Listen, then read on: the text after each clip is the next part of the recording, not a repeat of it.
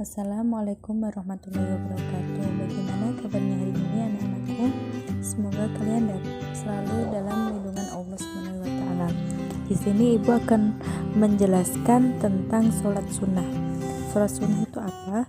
Sholat sunnah adalah sholat yang dianjurkan untuk mengerjakannya. Jadi jika kalian mengerjakan sholat sunnah, kalian akan mendapatkan pahala dan keutamaan dari Allah.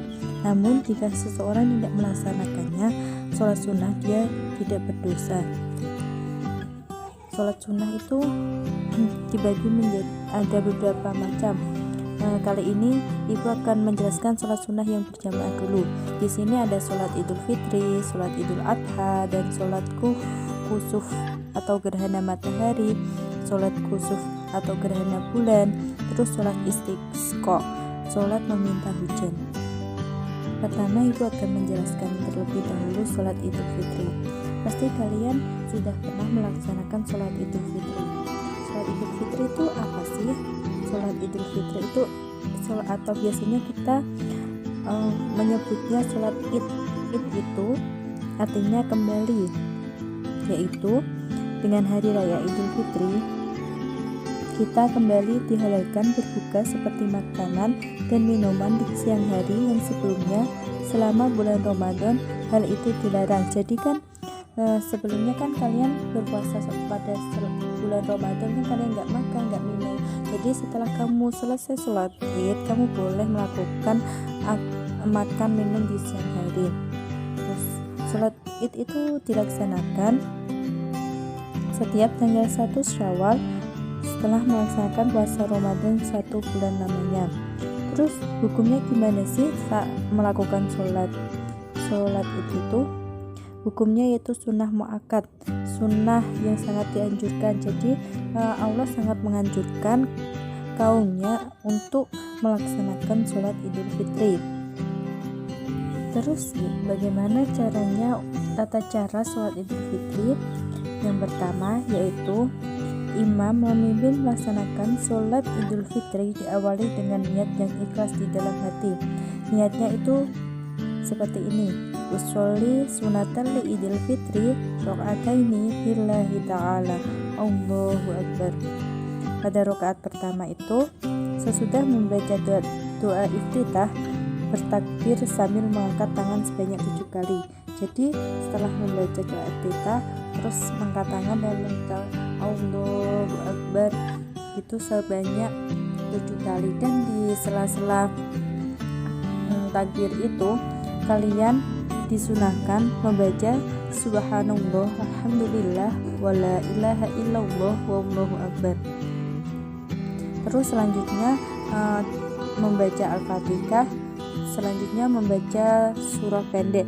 Tapi saat sholat Idul Fitri diutamakan untuk membaca surat Qaf atau surat Al-A'la. Pada rakaat kedua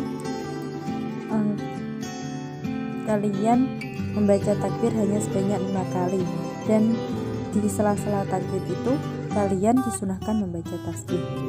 Kemudian sholat Idul Fitri ditutup dengan salam. Setelah itu khatib mengumandangkan khutbah 2 kali. Khutbah yang pertama yaitu dibuka dengan takbir 9 kali, dan khutbah yang kedua dibuka dengan takbir 7 kali. Sholat yang kedua yaitu sholat Idul Adha. Sholat Idul Adha adalah sholat yang dilaksanakan pada hari raya Kurban atau hari raya Idul Adha. Sholat ini dilaksanakan pada tanggal 10 Zulhijjah, bertepatan dengan rangkaian ibadah haji di tanah suci. Jadi kalian yang tidak melaksanakan haji, kalian dapat sholat sunnah Idul Adha di rumah. Tetapi kalau yang orang melakukan ibadah haji, tidak disunahkan melaksanakan sholat Idul Adha. Hukum melaksanakan sholat Idul Adha yaitu sunnah muakkad. Tata cara sholat Idul Adha itu sama dengan tata cara sholat Idul Fitri, tetapi yang membedakan yaitu hanya niatnya saja. Kalau niat sholat Idul Adha itu seperti ini. Usolli sunata ibil adduha rok'ataini lillahi ta'ala. Sholat sunnah yang ketiga yaitu sholat kusuf atau sholat gerhana matahari. Sholat sunnah kusuf atau sholat gerhana matahari adalah sholat sunnah yang dilaksanakan ketika terjadi gerhana matahari. Jadi sholat ini hanya dilaksanakan saat ada gerhana matahari. Terus hukumnya melaksanakan sholat ini adalah sunnah muakkad. Waktunya kapan sih? Waktunya sholat kusuf itu mulai terjadinya gerhana matahari sampai matahari kembali tampak utuh seperti semula. Ketika gerhana sudah mulai terjadi, jamaah berkumpul di masjid. Salah satu dari jamaah tersebut menjadi muazin untuk menyerukan panggilan sholat. Sholat gerhana ini dilaksanakan dengan berjamaah dan dipimpin oleh seorang imam. Jadi di sini kalau gerhana matahari itu sudah sempurna menjadi gerhana matahari, maka sholat gerhana matahari dimulai. Terus apa sih yang membedakan sholat gerhana matahari ini dengan sholat-sholat yang lain? Yaitu sholat kusuf saat rakaat terdapat 2 kali membaca surah Al-Fatihah dan 2 kali ruku. Sehingga dalam 2 rakaat sholat kusuf terdapat 4 kali membaca surah Al-Fatihah, 4 kali ruku dan 4 kali sujud. Terus tata cara pelaksanaan sholat gerhana matahari. Yang pertama, berniat untuk sholat gerhana matahari. Niatnya itu seperti ini. Usolli sunatal khusufi rok'ataini makmuman lillahi ta'ala. Kalau kalian ada yang menjadi imam, maka seperti ini niatnya. Usolli sunatal khusufi rok'ataini imaman lillahi ta'ala. Setelah itu kalian takbiratul ihram, dilanjut membaca doa iftitah, kemudian membaca surah Al-Fatihah, dilanjutkan dengan surah-surah yang panjang. Yang kedua, ruku yang lama dan panjang dengan membaca tasbih sebanyak-banyaknya. Kemudian i'tidal, mengucapkan sami Allahu liman hamidah, tangan kembali bersedekap di dada. Kemudian membaca surah Al-Fatihah, dilanjut dengan membaca surah Al-Quran yang lain. Kembali melakukan ruku yang panjang dengan membaca tasbih yang sebanyak-banyaknya.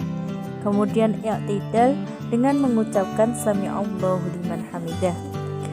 Dilanjut sujud seperti biasa, tetapi sujudnya agak dipanjangkan dibanding dengan sholat pada umumnya. Kemudian duduk di antara 2 sujud. Sujud yang kedua agak dipanjangkan juga. Bangkit menuju rakaat yang kedua, kemudian melaksanakan rakaat yang kedua sebagaimana rakaat yang pertama. Jadi rakaat kedua juga rangkaiannya sama seperti rakaat yang pertama, dan Al-Fatihahnya 2, rukuknya 2, seperti itu. Pada sujud yang terakhir atau sujud yang rakaat kedua dianjurkan untuk memperbanyak istighfar dan tasbih, memohon ampun kepada Allah. Setelah itu sholat selesai, imam atau khatib berdiri menyampaikan khutbah. Khutbah intinya yaitu salah satu kejadian yang menunjukkan kekuasaan Allah. Sholat sunnah yang keempat yaitu sholat kusuf gerhana bulan. Tadi kan gerhana matahari, sekarang gerhana bulan.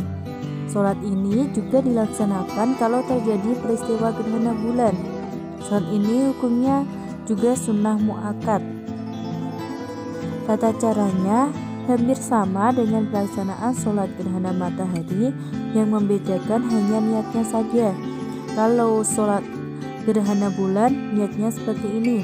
Usolli sunatal khusufi rok'ataini makmuman lillahi ta'ala. Itu kalau kalian menjadi makmum. Tapi kalau kalian menjadi imam, niatnya usolli sunatal khusufi rok'ataini imaman lillahi ta'ala. Allahu Akbar. Kemudian serangkaiannya sama seperti dengan sholat sunnah gerhana matahari. Sholat sunnah yang kelima yaitu sholat istisqa atau sholat memohon hujan. Jadi sholat ini sholat sunnah 2 rakaat yang dilaksanakan untuk memohon diturunkan hujan.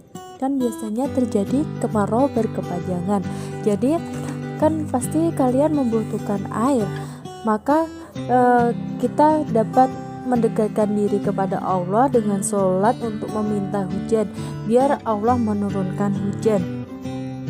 Terus penyebab kekeringan adalah sikap manusia yang tak mau peduli dan tidak ramah pada lingkungan. Sebelum dilaksanakannya sholat istisqa, kalian harus berpuasa selama 4 hari berturut-turut. Jadi seandainya sholat istisqa itu dilaksanakan pada hari Kamis, maka kalian selama hari Senin, Selasa, Rabu, dan Kamis itu kalian harus berpuasa. Dan hari keempat semua anggota masyarakat muslim pergi ke tanah lapang yang akan dipakai untuk melaksanakan sholat istisqa. Dalam melaksanakan sholat istisqa itu kalian harus berpakaian yang sederhana, disunahkan memakai pakaian sederhana. Terus disunahkan membawa binatang peliharaan ke tanah lapang tersebut.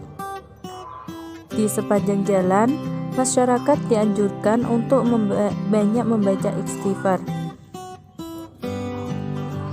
Sesampai ke tanah lapang, sambil menunggu pelaksanaan sholat, dianjurkan untuk berzikir kepada Allah.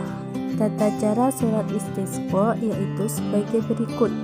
Yang pertama, setelah semua bersiap untuk sholat, muazin tidak perlu mengumandangkan azan dan iqamah, cukup dengan seruan as-sholatu jami'ah. Yang kedua, sholat sunnah dilaksanakan seperti sholat sunnah yang lainnya. Setelah membaca surah Al-Fatihah, dilanjutkan membaca surah-surah yang panjang. Yang terakhir, setelah salam, khatib membaca 2 khutbah. Yang khutbah yang pertama dengan membaca istighfar sebanyak 9 kali, dan yang kedua dimulai dengan membaca istighfar 7 kali. Sekian yang dapat Ibu sampaikan. Jika ada yang kurang paham, kalian bisa ditanyakan lewat grup WhatsApp. Apabila ada tutur kata Ibu yang salah, Ibu mohon maaf. Wabillahi taufik wal hidayah wa ridho wal inayah. Wassalamualaikum warahmatullahi wabarakatuh.